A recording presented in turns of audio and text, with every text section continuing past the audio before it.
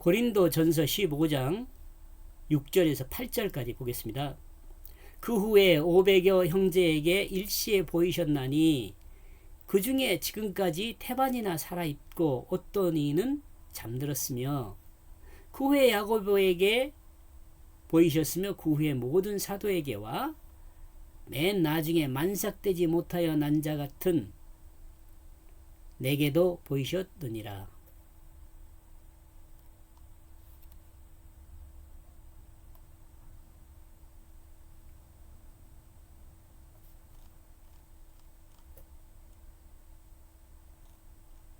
어.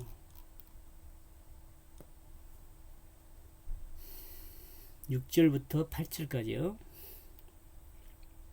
제가 번역한 내용입니다. 그 후에 그는 더 많은 500여 형제들에게 한 번에 보이셨다. 그들 중에 많은 사람들이 지금까지 살아있다. 그러나 어떤 이들은 잠들게 되어졌다. 주님이 승천하시던 그 장면에서 500여 형제들에게 한 번에 보이셨다는 증언입니다. 예수님의 제자 중에 예수님의 부활을 가장 먼저 목도한 제자는 베드로죠. 제자 중에요. 여자들까지 포함한 막달라 마리아이지만, 그리고 주님이 500여 형제들에게 보여진 것은 부활하셨고 40일이 지난 후 감람원이라는 산에서 하늘로 승천한 장면에서 나오는 내용이죠. 이렇게 볼 때 주님이 부활하셔서 하나님의 사람들에게 보이신 내용을 소개할 때 시간 순서로 기록되고 있는 것은 아니라고 봅니다. 여기 지금 고린도전서 15장에서요. 성경은 주님이 분명히 부활하셨고 또한 다시 죽음을 보지 않고 하늘로 올라가셨다는 그것을 증거하고 있습니다. 또 주님의 부활을 목도한 사람들 중에 죽은 사람이 있는데 이를 죽은 사람이라고 표현하지 않고 잠자고 있다고 표현하고 있습니다.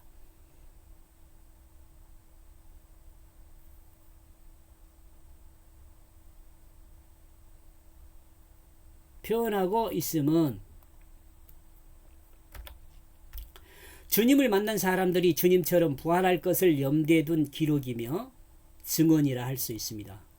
또 이들이 잠자는 것이면 이 복음을 듣고 있는 사람들도 동일하게 잠자는 것이 될 것이며 동일하게 부활할 것임을 증거하고 믿고 기대할 것을 요청하는 내용이라 하겠습니다.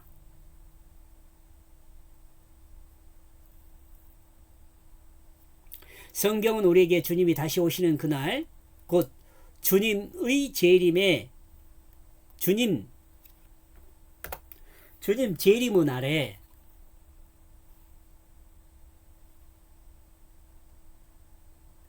주님 재림에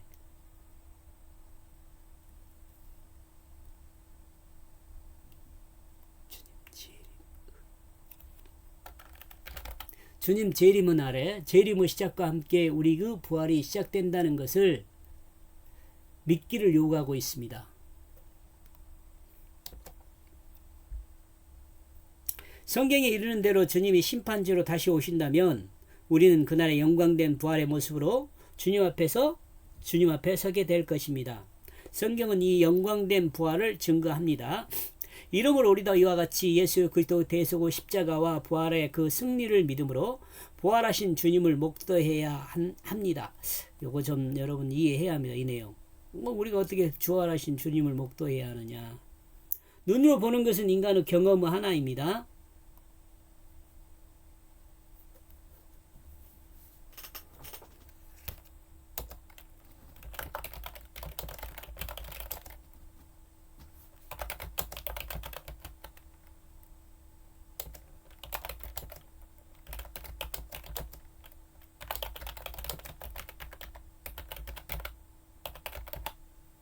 이 말은 이 말이에요. 예수를 믿음으로 자기 마음에 주로 오신 그 주님을 목도해야 합니다. 눈으로 봐야 돼요. 경험해야 한다는 말이에요.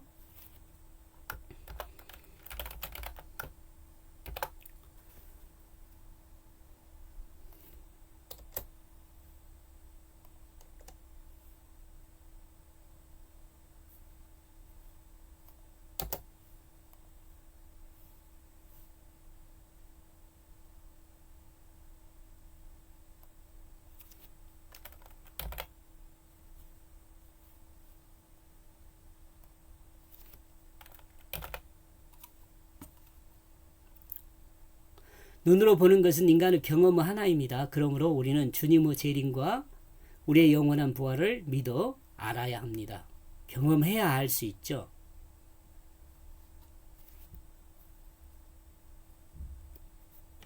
7절. 그 후에 그는 야고보에게, 그 후에 그는 모든 사도들에게 보이셨다. 주님은 하나님을 붙들고 하나님 말씀을 따르는 모든 사람에게 보이셨습니다. 지금 이걸 야고보라는 말을 해석한 내용입니다. 붙들는다는 말을요.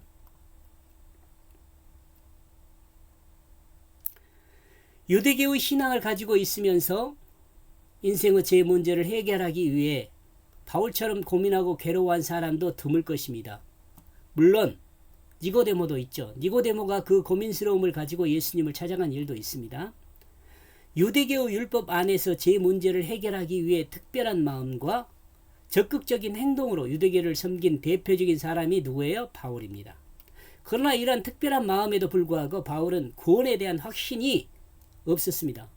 여기서 영혼 구원입니다. 영혼 구원이요.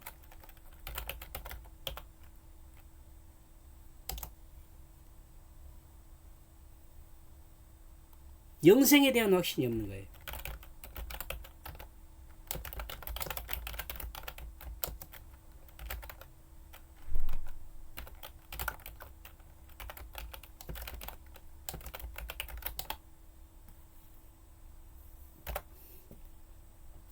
이와 같은 바울이 예수를 만나 죄의 문제를 자신의 힘과 행함으로 완성하여 해결하는 것이 아니라, 해결한 것이 아니라 예수를 만나 죄의 문제를 자기의 힘으로, 자신의 힘으로 자신의 힘과 행함으로 완성하여 해결하는 것이 아니라 하나님의 은혜로 하나님의 아들 예수 그리스도를 통해 해결할 수 있다는 그것을 알았을 때 바울은 자신의 모든 것과 공적인 배경이나 학식을 배설물로 여길 수 있었습니다. 마치 진주 장사가 가장 가치 있는 진주를 발견했을 때 자기가 가지고 있는 모든 진주를 팔아 그 진주를 사는 것과 같이 말입니다. 바울은 자신의 모든 것을 주고 주님의 은혜를 받아들이는 것입니다.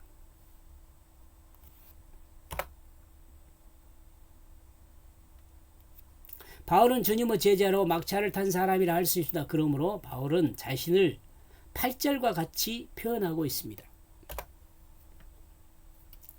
8절. 그리고 마지막으로 만삭되지 못하고 태어난 자와 꼭 같은 그는 나에게도 보이셨다. 그리고 이제 증인의 자격으로 자신을 소개하고 있는 겸손한 바울을 볼 수 있는데, 바울은 7절을 통해 자신은 하나님의 말씀을 붙들고 있던 하나님의 백성이었음을 이야기하며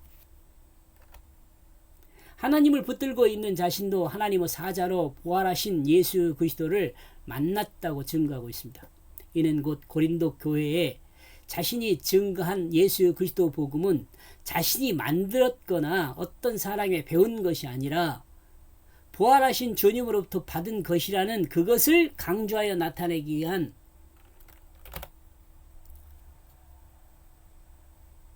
위해 자신을 극도로 겸손하게 낮추고 주님을 상대적으로 극도로 높이고 있습니다. 이해하시죠? 사람이 사는 곳에는 자신을 낮추고 주님을 높이면 곧 자신을 높아지게 해주시는 것이 하나님의 질서이며 법칙입니다.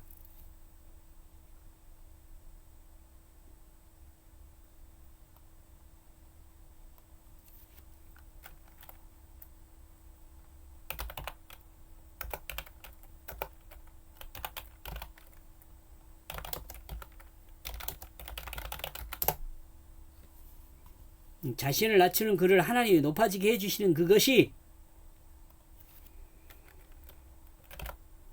하나님의 질서이며 법칙입니다.